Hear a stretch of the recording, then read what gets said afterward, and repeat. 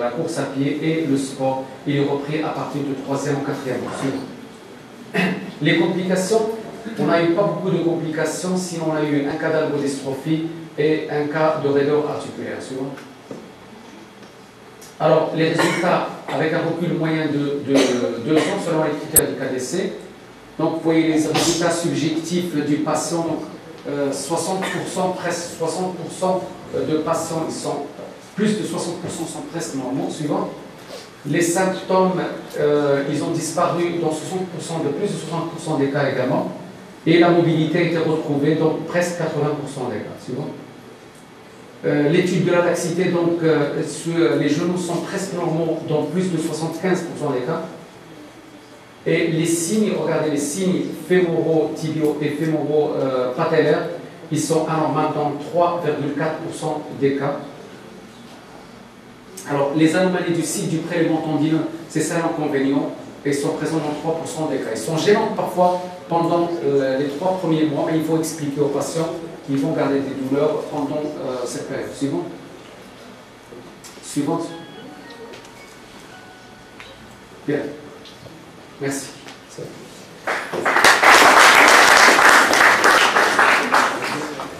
La qualité expandée, nous avons éclairci le côté sombre du genou.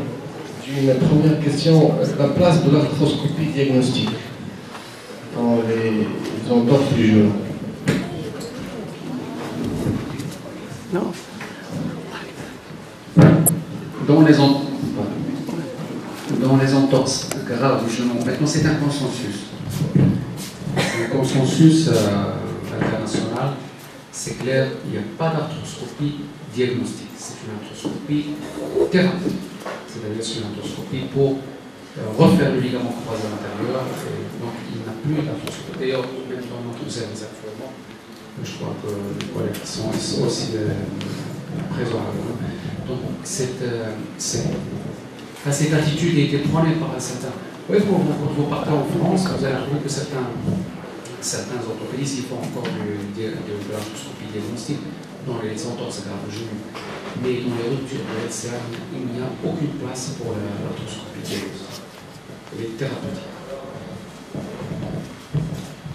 Je dirais en plus que les assurances, par exemple, nous n'aurons jamais des prises en charge pour des arthroscopies diagnostiques, que ce soit ici au Maroc ou en France.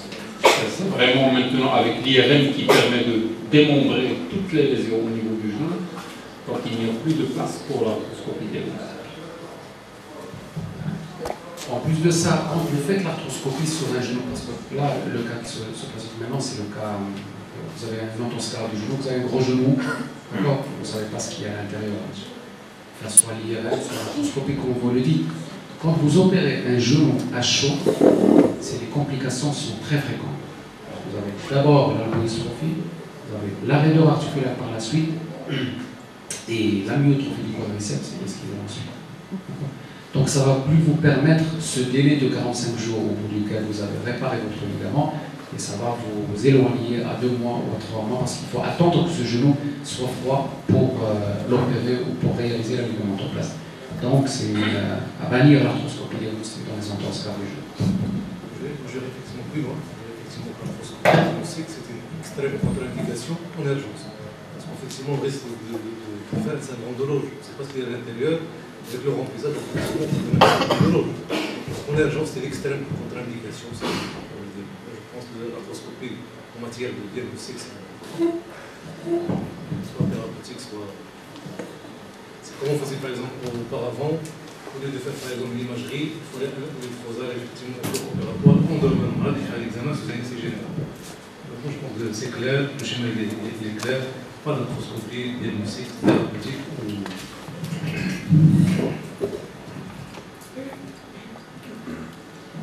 Autre question. Professeur Senoun, ancien président c'est le déplacement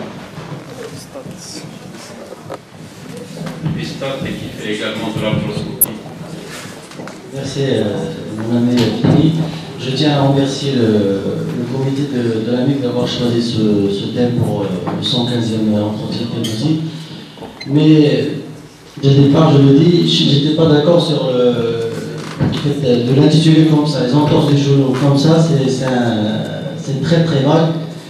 Et pour cela, je remercie mes amis les professeurs qui ont essayé de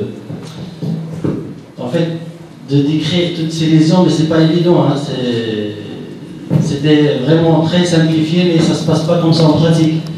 Devant un genou qui est traumatique, sur la radio on ne trouve rien, donc on ne peut pas aller aussi une lésion de croisée antérieure ou aussi une lésion de Elili. Donc en général au départ, il y a toujours c'est des lésions qui sont complexes.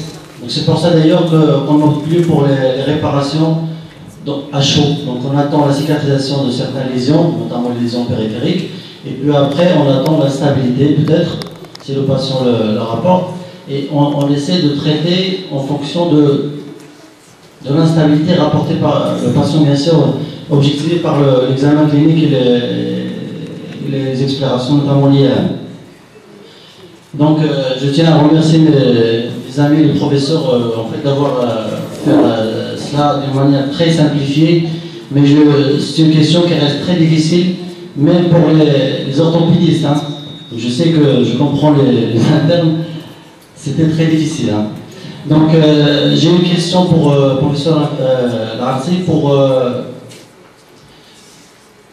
quand on a les lésions de ligament croisé antérieur en aigu et de ligament croisé postérieur, notamment par exemple dans la luxation carrément du genou, donc on a les deux lésions.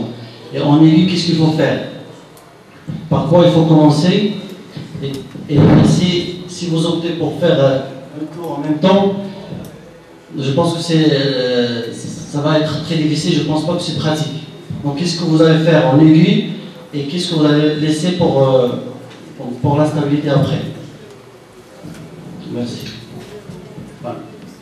Je voudrais répondre un peu merci Dr Simon d'être présent parmi nous. Je voudrais répondre un petit commentaire sur le plan pratique de ces entorses graves du genou. Parce que malheureusement, ce qu'on voit nous le plus souvent, on les voit à froid, on les voit en stade de chronicité le plus souvent, parce que c'est vous les internes qui vous êtes de garde aux urgences, vous voyez plus d'entorses du genou que nous. C'est vrai qu'ils viennent par la suite consulter dans un milieu spécialisé, mais vous êtes vous confrontés à ces lésions fraîches du genou.